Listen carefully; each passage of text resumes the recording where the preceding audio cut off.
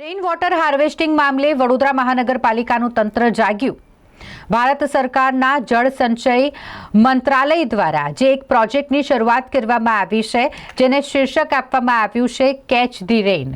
આ શીર્ષક હેઠળ પાણી સંગ્રહની જે કામગીરી છે તે હાથ ધરવામાં આવી છે અને તેની શરૂઆત ગુજરાતના વડોદરાથી કરવામાં આવી છે। આજરોજ વડોદરા શહેરમાં તેનું ખાતમુહૂર્ત કરવામાં આવ્યું। લગભગ 500 જેટલા અલગ અલગ સ્થળો પર આ પ્રોજેક્ટ હેઠળ કામગીરી કરવામાં આવશે। વડોદરા મહાનગરપાલિકાનું તંત્ર રેઇન વોટર હાર્વેસ્ટિંગ મામલે જાગ્યું છે અને કામગીરીની શરૂઆત કરી દેવામાં આવી છે। ખાસ કરીને જ્યારે દેશના વડાપ્રધાન નરેન્દ્ર મોદી દ્વારા પાણી બચાવવા માટેની હાકલ કરવામાં આવી હોય ત્યારે આ એક સરસ શરૂઆત વડોદરા મહાનગરપાલિકાના તંત્ર દ્વારા કરવામાં આવી છે કે જેમાં અલગ અલગ સ્થળો પર રેઇન વોટર હાર્વેસ્ટિંગ માટેની જે કામગીરી છે તે કરવામાં આવશે। ખાસ કરીને જ્યારે પૂરની પરિસ્થિતિનું નિર્માણ વડોદરા શહેરમાં સર્જાયું હોય, અલગ અલગ વિસ્તારોમાં વરસાદી પાણી ભરાઈ જતા હોય તેવામાં આ પ્રોજેક્ટ એક સારો એવી કામગીરી કરી શકશે, કારણ કે વરસાદી પાણીનો સંગ્રહ થઈ શકશે।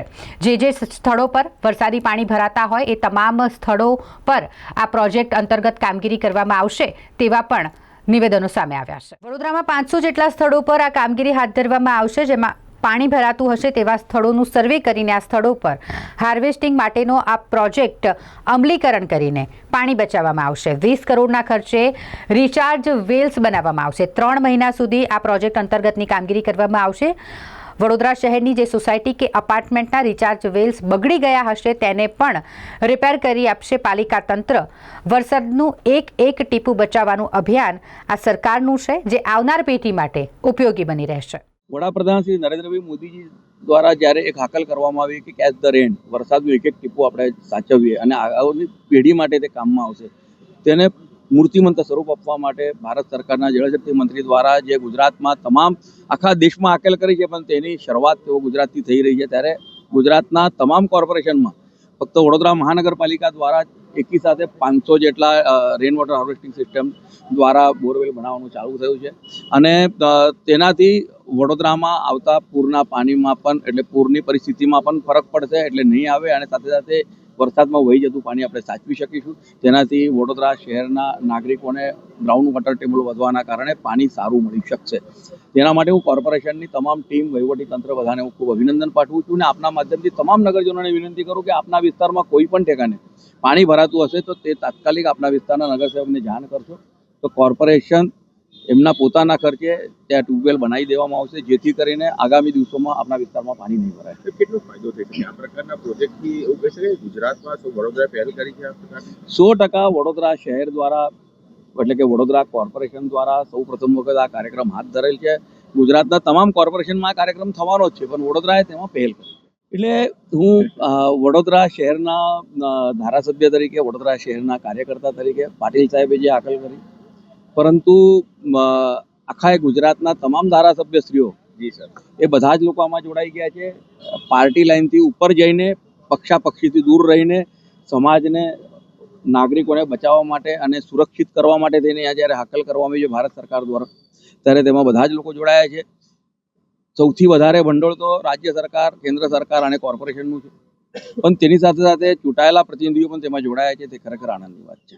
ભારતીય જનતા પાર્ટીના વડોદરા મહાનગરના કાર્યાલયના ઉદ્ઘાટન સંદર્ભમાં પધારેલા માનનીય પ્રદેશના પ્રમુખ અને સમગ્ર ભારતના જળશક્તિના મંત્રાલયના માનનીય મંત્રી શ્રી પાટીલ સાહેબે વડોદરા મહાનગરમાં રેઇન વોટર હાર્વેસ્ટિંગના કામો મોટી સંખ્યામાં કરવામાં આવે, ઝડપથી કરવામાં આવે, ચોમાસા પહેલાં કરવામાં આવે એવી ચિંતા વ્યક્ત કરેલી હતી અને આજે એના સૌ પ્રથમ કામનું આજે અહીંયા વડોદરામાં શુભારંભ કરવામાં આવ્યો છે। ત્યારે અમારી મહાનગરપાલિકાની સમગ્ર ટીમને ખૂબ ખૂબ અભિનંદન આપું છું।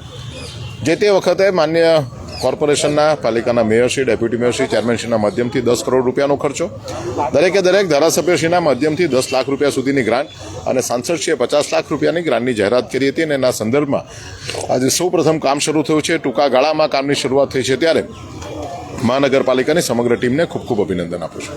વોટર હાર્વેસ્ટિંગ માટે વડોદરા મહાનગરપાલિકાએ 20 કરોડના પ્રોજેક્ટ્સ મૂક્યા છે અને એના ભાગરૂપે આજથી જે રિચાર્જ વેલ્સ છે એને બનાવવાની શરૂઆત થઈ છે।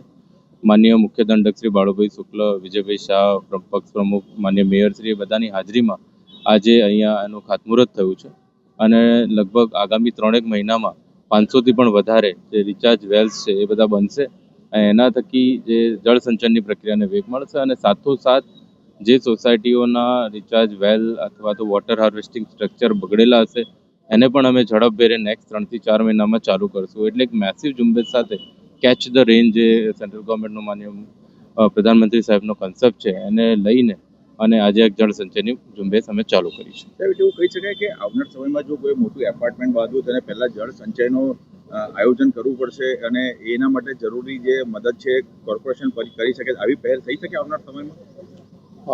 જે અમે રજા ચિઠ્ઠી આપીએ છીએ એના ઇન્ટિગ્રલ ભાગ રૂપે જળ સંચયનનું એમાં હોય છે. જી સર. લોકો બનાવે પણ છે, ઘણીવાર મેન્ટેનન્સના અભાવે એ નથી ચાલતું. બિલકુલ સર. એટલે એ વસ્તુને પણ આ કેમ્પેનમાં અમે લીધી છે અને એને વધારે સફળતાથી આપણે ઇમ્પ્લિમેન્ટ કરીએ એ દિશામાં પણ અમે આગળ.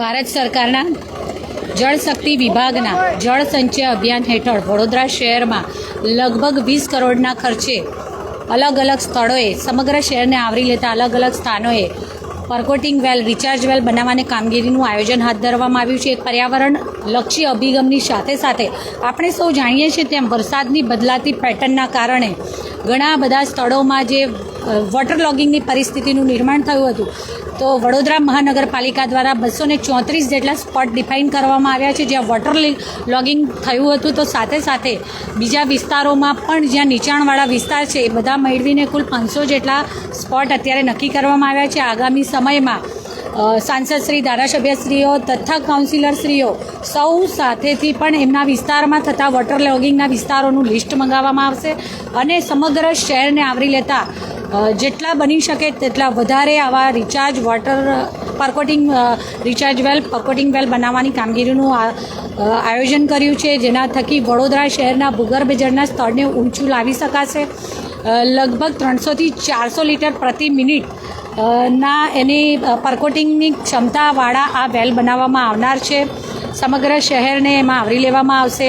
આ કાર્યક્રમનું આજ રોજ શુભારંભ ખાતમુહૂર્ત વડોદરા શહેરના સયાજીબાગ ગાર્ડનના ગેટ નંબર 3 પાસે, જ્યાં રોડથી અડધાથી 1 ફૂટ જેટલું નીચાણ હોય, અહીંયાથી આજે ખાતમુહૂર્ત કરવામાં આવ્યું અને આ કામગીરીનો શુભારંભ કરવામાં આવ્યો છે. અલગ અલગ જેટલા પણ સાધનોની જરૂરિયાત હશે સાધનો મંગાવી અને એક સાથે 25 જેટલા સ્થળોએ આ કામગીરી થાય એવું પ્લાનિંગ કરવામાં આવ્યું છે.